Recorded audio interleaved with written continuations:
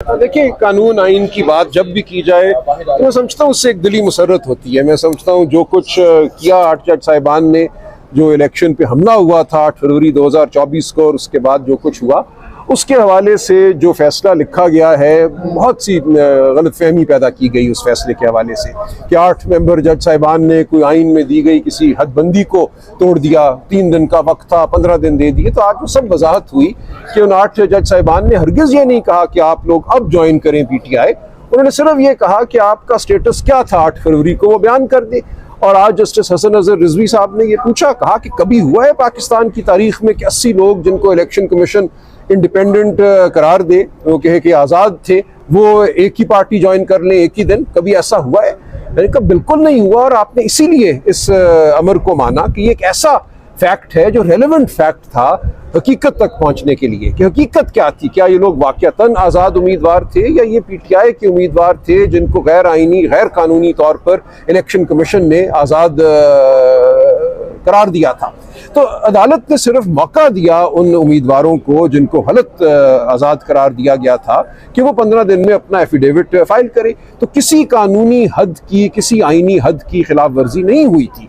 मैं समझता हूँ ये बात आज वाजे हो गई।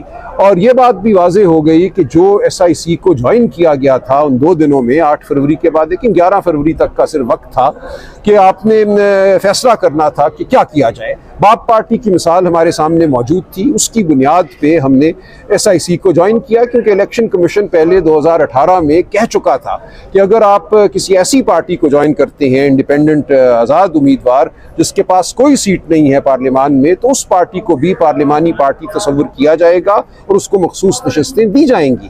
तो यही हमने किया 2024 में। इलेक्शन कमीशन ने अपना बदल दिया अपना फैसला। उन्होंने कहा नहीं, 2018 में हमसे गलती हुई थी, आपको हम कोई सीट नहीं देंगे। तो 8 मेंबर जज साहिबान ने, और बल्कि 2 मेंबर जो जस्टिस मंदुखेल साहब हैं और उस वक्त जो जस्टिस काजी फायज ईसा थे, उन्होंने भी माना। फ़र्क सिर्फ ये हुआ कि उन्होंने एक कम नंबर को माना कि इनको पीटीआई तस्वुर किया जाए। 8 जज साहिबान ने 80 के 80 को, जिन्होंने सुन्नी इत्तेहाद काउंसिल को ज्वाइन किया था, माना कि जो उन्होंने एफिडेविट दिया और सुन्नी इत्तेहाद काउंसिल को ज्वाइन किया, ये एक तरह से कोर्शन थी, ये एक जबर के तहत ये सब कुछ हुआ। इसलिए इसकी कोई आईनी कानूनी वक़्त नहीं है, इनको पीटीआई ही तस्वुर किया जाए।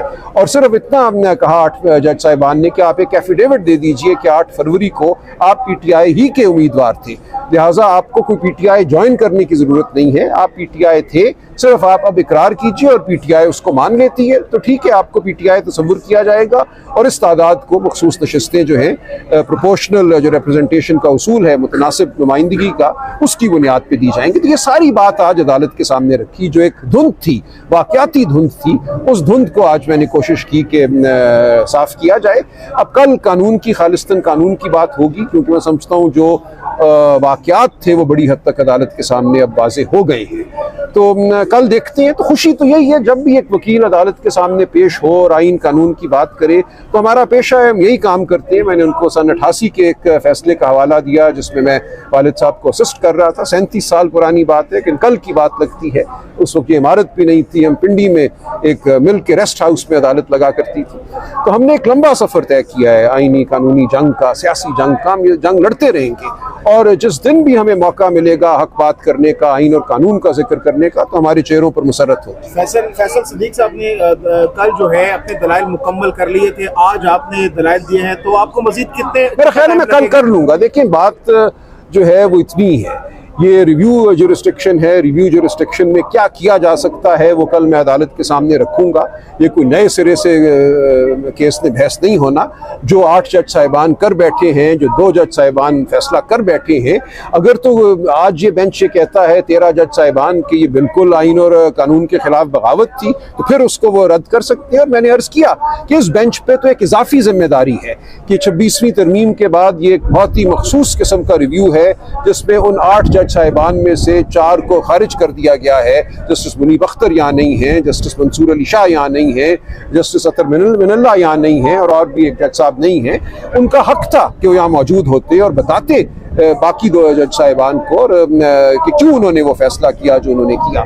उनको खारिज करके जब रिव्यू कराया जा रहा है इस फैसले का, तो जिन जज साहिबान के जिम्मे ये जिम्मेदारी आई है उन पे एक बड़ा बोझ है। आपने कहा कि कल आप अपने दलाइल मुकम्मल कर लेंगे, तो उसके बाद क्या उम्मीद है, कितने दिन तक? देखिए, हामिद खान साहब ने करना है, फिर उनकी तरफ से रिबटल आना है, तो मेरा ख्याल है अदालत की मंशा तो यही लग रही है कि आने वाले हफ्ते में, उन्होंने कहा हम जुमे के दिन भी सुनेंगे, तो देखते हैं। अच्छा सर, इलेक्शन के अंदर जो ज्यादतियां हुई हैं और इसके अलावा बल्ला छीना गया, इस पर आप बड़ा जोर देते रहे हैं, लेकिन आपकी जो तवज्जो थी वो दूसरी तरफ डाइवर्ट करवाते रहे हैं। नहीं, कोई बात नहीं, अदालत में सवाल जवाब होते हैं, वो ठीक है।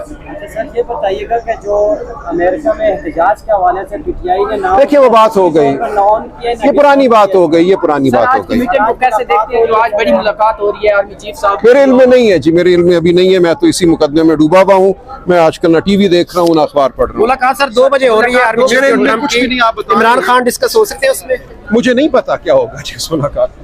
आइए, सर आप मुकदमे की बात करें, मैं आज इस सर मुकदमे आज जब में- आप दलाइल दे रहे थे बहुत ज्यादा आपको टोका जा रहा था। कोई बात नहीं, कोई बात नहीं, ये होता है अदालत में, हम सह देते हैं। ये फर्स्ट टाइम हुआ है या पहले नहीं, हमेशा होता है। माजी के अंदर मुलाकात है सर? मैं नहीं जानता इस बारे में कुछ भी जी, मैं वही मुकदमा करके बाहर निकला हूँ, मेरे इल्म में नहीं है। शुक्रिया। 2 हफ्ते के लिए खान साहब ने तहरीक को डिले किया है जब तक ईरान और इसराइल की जंग लगी हुई है, इस हवाले से आप क्या कहते देखिए, हैं? जो खान साहब का हुक्म होगा उसी पे अमल होगा, तो ठीक है। खान साहब का जो तैयारियां आपकी मुकम्मल है सर? इंशाल्लाह। सर